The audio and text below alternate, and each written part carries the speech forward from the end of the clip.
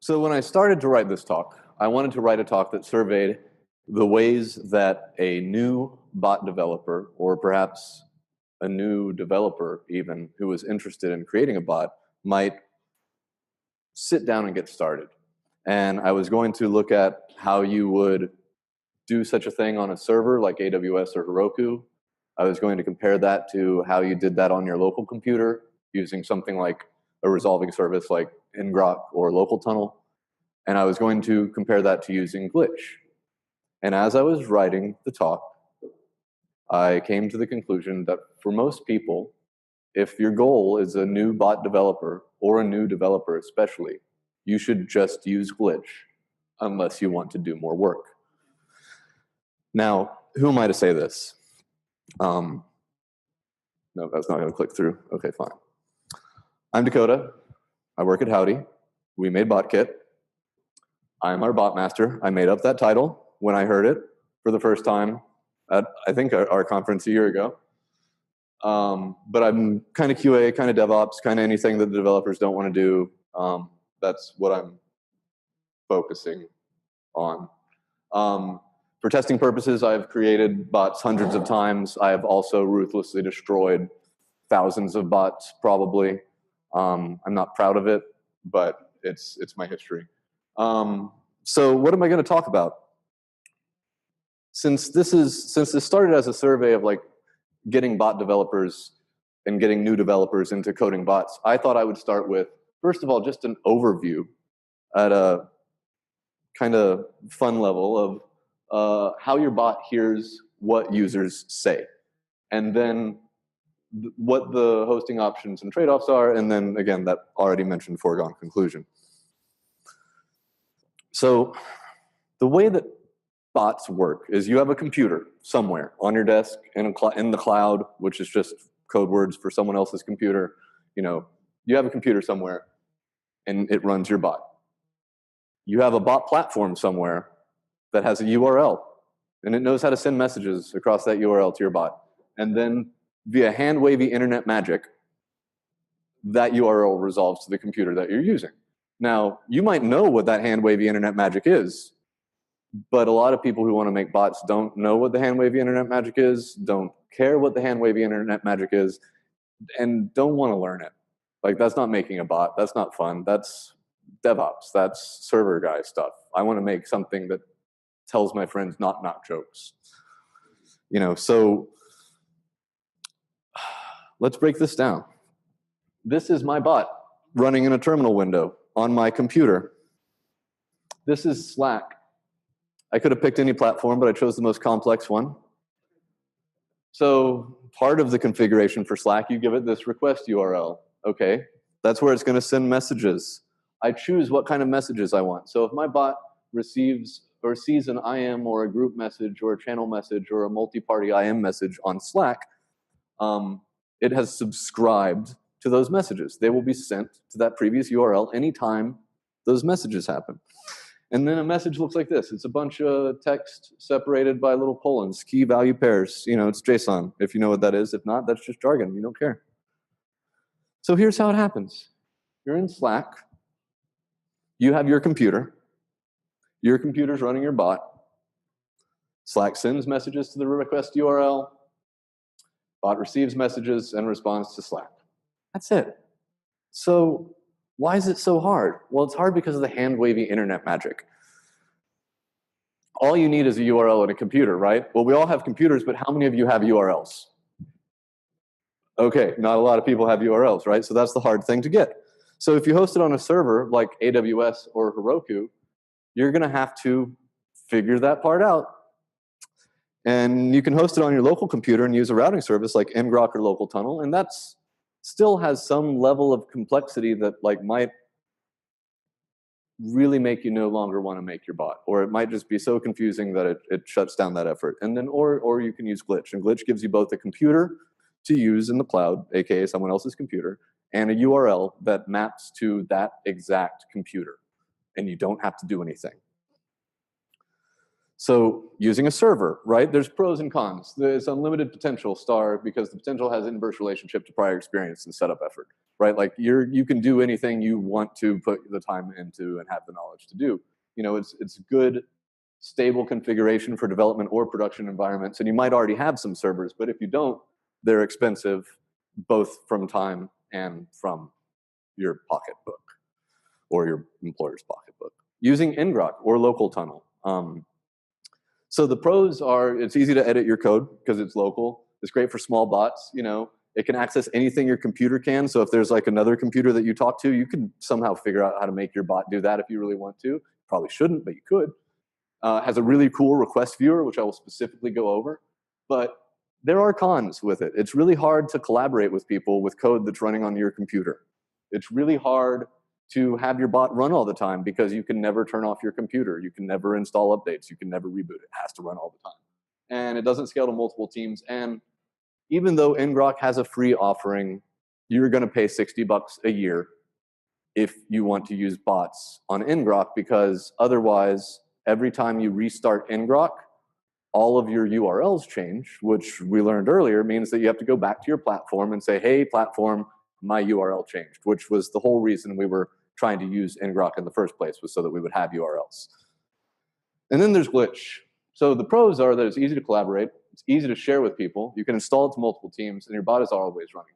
But the more pros are that it has good real-time support and community, it has console access, so if you are starting to gain developer skills and you want to see what that server's doing, glitch lets you kind of see that when it reveals it when you want it. It's not always as complex as using a real server. And then you can remix and borrow code from other projects directly within glitch. You can just copy stuff right in, paste it in, and start using other people's code, which is really great. Other people can use your code and give you feedback.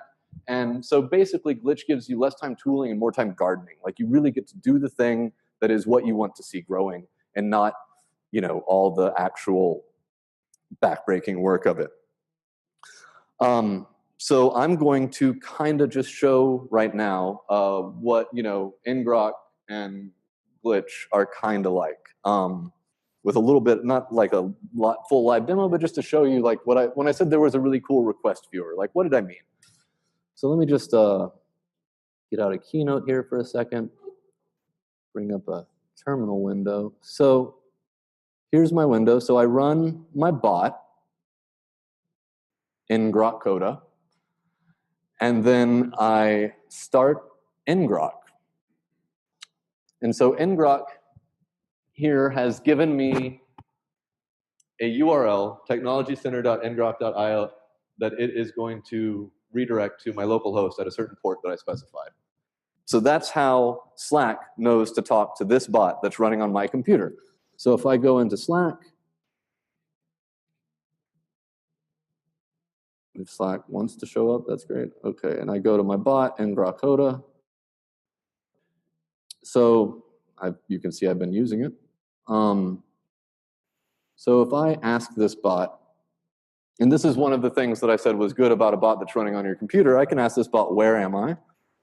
And because it's on my computer, it knows where I am to some extent. Let's see if that request came in. It did. See if my bot did anything. It didn't. Interesting. So here's the request viewer. So if I open up this URL running here on my computer, oh, it doesn't like it because I just said where, not where's Dakota. But that's what I can see. So this is the request that came in just now that I made. It came from Slack at the URL at the endpoint, and I can see that the entire text was just where. Now, if I look at the code for my bot, which I don't need to do, but I know that the command here is where's Dakota. So really I need to say where's Dakota, and it still thinks I'm back at work, caching. But you can see that like the request comes back through each time you make a request that ngrok sees, that Slack sends to ngrok, I should say. It doesn't see it. Slack sends these to your computer, and they have, you know, they're really great for debugging. You can see what this message is, or if you're doing something that has additional payload like a button or whatnot, like that comes through here too. So you can kind of get an idea for what you need in your code, and that's really this screen is the truest benefit of ngrok, in my opinion. This is why once you are really in the weeds on developing your bot and stuff, like, and you do need to bring it local and work with it, I do recommend ngrok. It's great. It has a lot of good use cases. Now, Glitch, on the other hand, is really cool because so this is Glitch. You know, it's an editor for code, and it runs. This is my bot code here. My bot lives at a URL called suededenim.glitch.me, and that's how you install this bot. You know, and it can be installed to any team. And since I don't have to worry about the server, I'm a little more confident that Glitch is going to keep this up. Then I'm going to never shut my laptop. So I can allow other teams to add this bot. I can invite people to edit things. And like, here's a command. So if I say, like, if I go to this other bot, Suede Denim, and I say, where's Dakota, it'll say what you already see there, but I'm not my bot master's keeper, maybe ask ngrok Coda. And so we can ask him again. He probably still thinks I'm at work, but yeah, caching, what can I do? It's not mine. But so in this script here, like, you know, just for the curious, like, I have this local thing. How am I getting my location, or how am I attempting to get my location, since I'm not successfully doing it? But what I'm doing is this bot that runs local on my computer is actually running an Apple script on my computer to use the location services of my computer to figure out where my computer is. So like, I'm using a bot that calls an external script. Now, I think if I look over here, let me see, did I share this with you, Ben? So one thing that's interesting about this is that this is a live shareable code editor. So I think if Ben can help me out here, you know, what you end up doing is, okay, so there he is. I can see that he's working on it with me. And like, he can come down here and he can just add code. If I don't know what to do, I'm like, hey, developer friend, come take a look at my code or add something here for me. You know, his changes show up in real time on my screen as I'm watching. And he could be telling me, like, okay, this is what I'm going to do. And I can see him add a new, you know, he's like on message received. He's doing some stuff here. And this is one of the real powerful parts of Glitch, is because your friend could be your boss, or it could be someone, you know, across the United States, someone on the other side of the world, or someone in the Glitch community. Because one of the things that Glitch does is you can actually ask for help, and people of the community will actually help you out. You can go to support. That is going to mess everything up. And then you can ask for support within Glitch, and they'll direct you to resources. Like, even if you're just trying to make a bot. Yeah, and it knows that something's gone wrong there. It's giving us a nice little red dot. It's probably going to error out on the logs up here. So let me show you that, because this is another nice thing about it, is it shows you your logs for the process that's running, you know, and you can clear it. And it's going to keep trying to restart the process until it runs, or until it gives up because the code doesn't work anymore. But now it seems like it's starting up just fine. So hopefully, you know, I feel like Glitch is really the future for developers, especially for future developers, because Glitch is a tool that, in my opinion, is designed to take people who don't think of themselves as developers, or who perhaps don't even know that they have that fire within them, and gets them to a point where, before they know it, they are showing code that they wrote off to people. They're showing products that they made, or at least like an MVP or something, a proof of concept, where they're like, look, I did this. This is feasible. Can someone help me make it better? And there's really no platform you can be in when you're asking, can someone help me make it better, as a beginner, where you don't have to jump through hurdles like Git or provisioning local environments or anything like that. You can just start coding and start seeing your bot do stuff. And so I recommend both. I recommend ngrok for local development. I recommend Glitch for almost any other kind of bot development that you want to do when you're getting started. That's what I've got. Hope you guys enjoyed that.